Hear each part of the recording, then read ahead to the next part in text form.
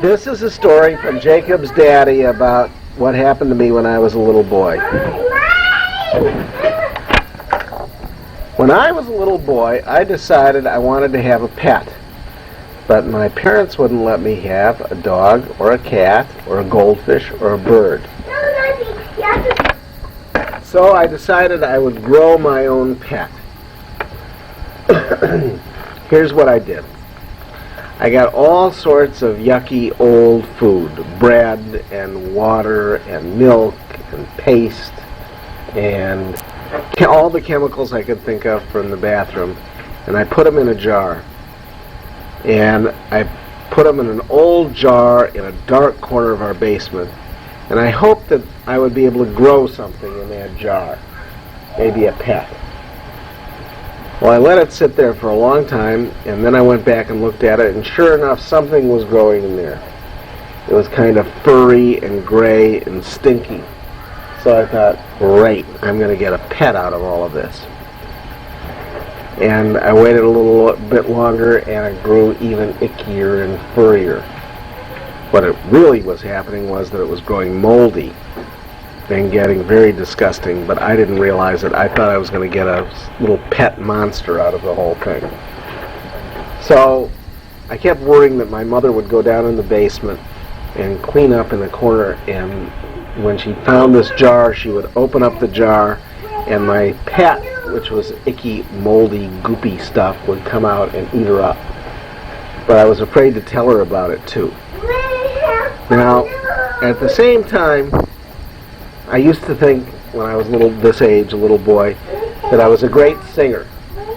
So I would walk down the street, and I'd sing at the top of my lungs in the hopes that an agent from Hollywood or from Broadway would discover my great singing voice and hire me to sing songs on records or in movies. One day I was going down the street singing some song at the top of my lungs, and a little boy down at the end of the block, whose name was Billy Bowdle, except I called him Billy Bottle, stopped me and said, "You have the worst voice I ever heard in my life." I got so mad at Billy Bottle that I decided I was going to make a stink bomb for him. So I went back home and I took my pet jar out of the dark corner of the basement. It was really stinky. I added all sorts of icky stuff to it. I added mustard, I added iodine, I added ammonia, I added everything I could and put it in a bigger jar. And then it really was stinky. I added a lot of vinegar, I added paint, I added everything I could, and I shook it up as hard as I could.